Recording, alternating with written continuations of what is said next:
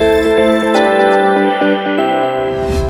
जिले की नगर परिषद दमोह के मध्य में स्थित लगभग 400 साल पुराना तालाब जो अपनी बदहाली पर आंसू बहा रहा है। वर्तमान में इस तालाब का सर्वे नंबर 813 और रकबा नंबर 12.398 और लंबाई 2.5 किलोमीटर है।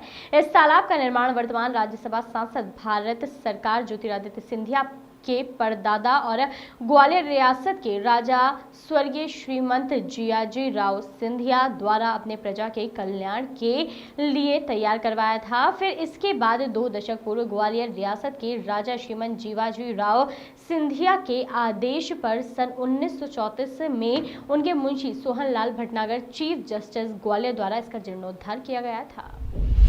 पूर्वजों से इसका इतिहास जानने पर यह पता चला कि यह तालाब इतना विशाल था कि यहाँ पर 18 बड़े बड़े घाट हुआ करते थे और घाटों पर इतनी भीड़ रहती थी कि लोगों को जगह नहीं मिलती थी। आसपास से 70-80 गांव में इतना बड़ा तालाब नहीं था। तालाब को सुरक्षित रखने के उद्देश्य से उस समय तालाब में शिकार करना या गंदगी करना दंडनीय अपराध हुआ करता था, जो पुराने शिलालेख पर आज भी अंकित है।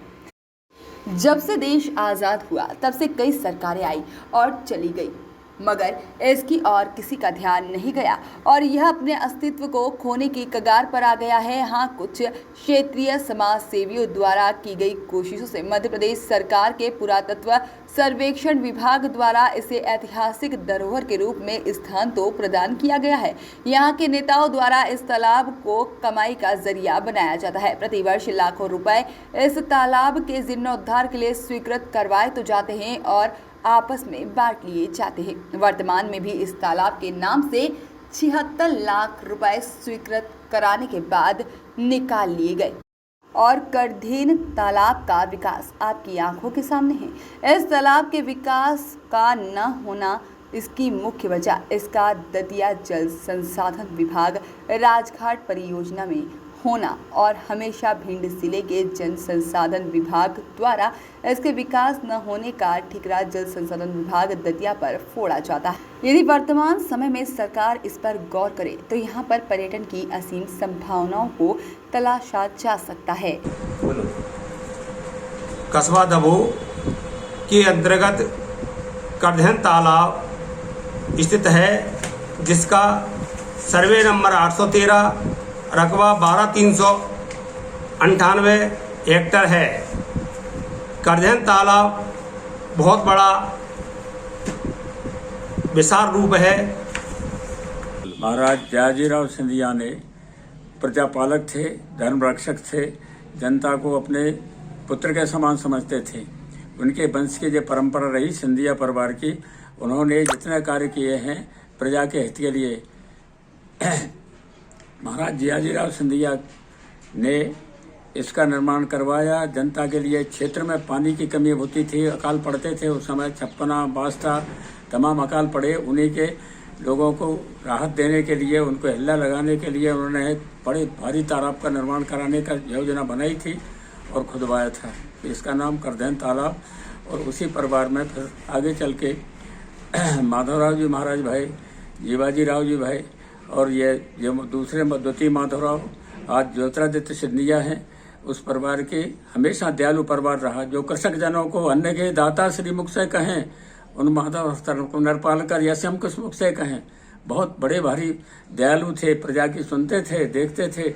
उनके द्वारा इस जल के पशुओं को पीने के लिए नहीं थी, कई पशु मर जाते थे, पानी के लिए पानी का नदी अद्दी नहीं थी, इसलिए उन्होंने बड़ा भारी तालाब बनाया। तो क्षेत्र के गायें और पशु हमारा सब वहाँ पानी पीते थे, निर्वाह करते थे, लोग नहाते थे। फिर सोहनलाल सूबेदार हुए उसी राज्य के, तो उन्होंने इसके ऊपर विशेष रुचि लेकर के और उन्होंने इसका फिर बंधवाया और इसका विस्तार करवाया।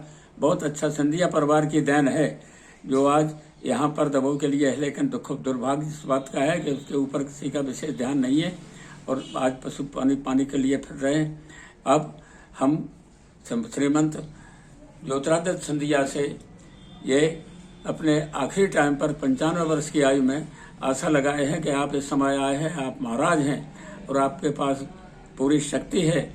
इस समय आपकी पार्टी का शासन है, आप इसमें रुचि लेकर के और यहाँ के इसका जीर्णोद्धार का कर रहे हैं और दमोह में पधार के यहाँ पर दर्शन कभी दें तो अति कृपा होगी। हम लोग भी अब आखिरी टाइम पर हैं, देख लेंगे, अच्छी बात है बस। होगा।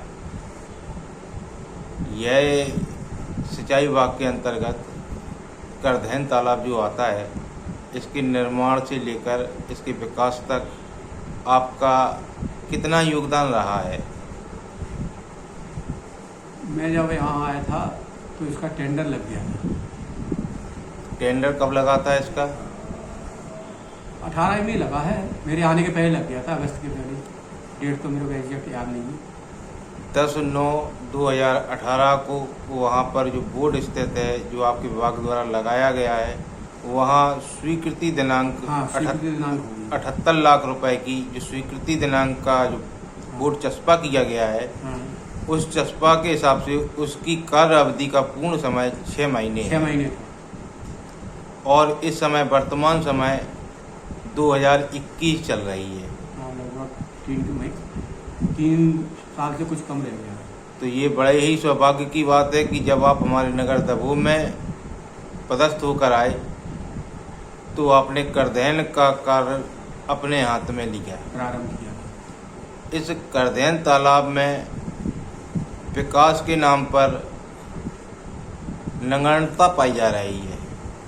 इस बारे में आप क्या कहना चाहेंगे? शासन की 78 लाख रुपए की राशि जो स्वीकृत होने के बाद, कार्य पूरे होने के बाद निकाल ली गई है, तो कार्य पूरे नहीं हुए हैं अभी। मेरे समय में लगभग 25 लाख का काम पूरा हुआ। अर्थवर्क का, पिचिंग का, उसके बाद ठेकेदार ने काम नहीं किया क्योंकि कोरोना काल लग गया था, तो उसने कार्य बंद कर दिया, फिर चालू ही नहीं किया।